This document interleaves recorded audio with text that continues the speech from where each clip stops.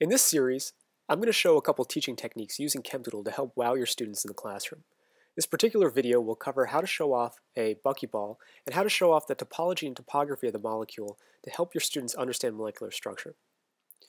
Now, I first need the structure of a Buckyball, but I don't want to sit here and draw it. That would take a very long time. I also don't have any files of them. Conveniently though, ChemDoodle contains a widget called the MoleGrabber widget, which is a direct link to three very popular databases, the ChemExpert, ChemSpider, and PubChem databases. So I'm going to quickly look through PubChem for the C60 Buckyball. And the first result that pops up is the one I want, so I'm just going to click and drag it and place it right onto my board. And there we have the structure of the Buckyball, and I can work with it. What we're going to quickly realize is that this structure is actually a 2D representation of a 3D structure. It's flat. It's not a 3D structure. Well, that's no fun. I want to be able to take a look at the actual 3D structure. Well, ChemDoodle can help me with that. There's a function called distance geometry embedding that will help explode highly embedded ring systems with 3D coordinates. And I'm just going to use this function to turn this into a 3D structure. And you can see that ChemDoodle did a pretty good job of generating 3D coordinates for this Buckyball. Now, to make things even clearer, I want to get rid of these double bonds to easily see the topology of this structure because they're kind of distracting. So instead of having to go through and use the single bond tool and change all the double bonds to single bonds, I'm just going to go back into the structure menu and I'm going to click on the saturate button. And that's going to get rid of all bonds except for the single bonds. And so now, when we rotate this, we can see very clearly the topology and topography of this structure. Now what I really want to do is have my students to be able to interact with this structure and to use it in the same way that I'm playing around with it right now. Now I could bring this into a classroom and show it in a presentation, but then they cannot interact with it themselves. And they may have programs that can view chemical structures, but they might not have ones that could quite read our file types or the ones that can do it in the way that I would like this to be presented.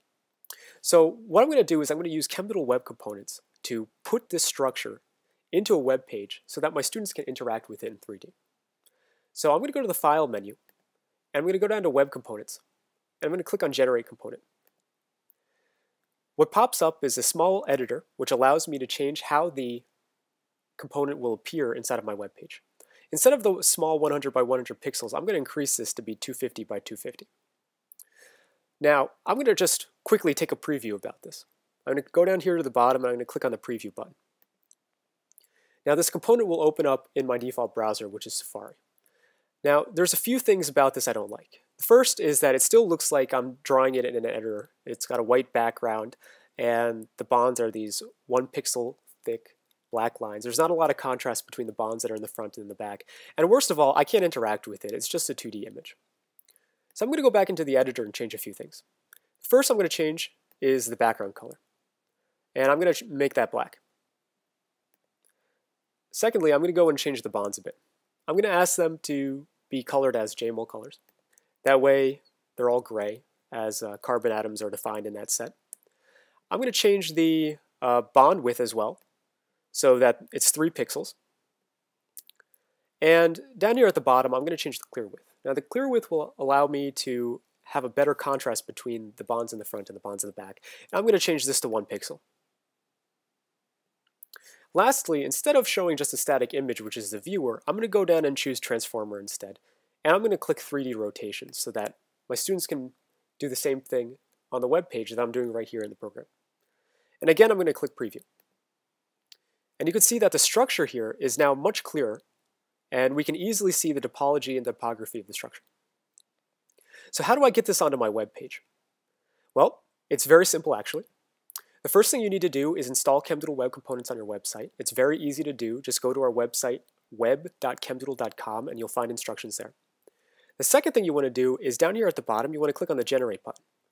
And after you click on that, a pop-up will appear showing you JavaScript code. You're going to select this JavaScript code and copy and paste it right into the web page where you want this component to appear, and it will show up there. This way, your students have the Buckyball to play with on their own inside of a web page, and they need no more than a browser to do so. And so, there you have it. You can use ChemDoodle to help teach your students about molecular structure. It's quite easy to do, and we can have a little bit of fun while doing it. Have a great day.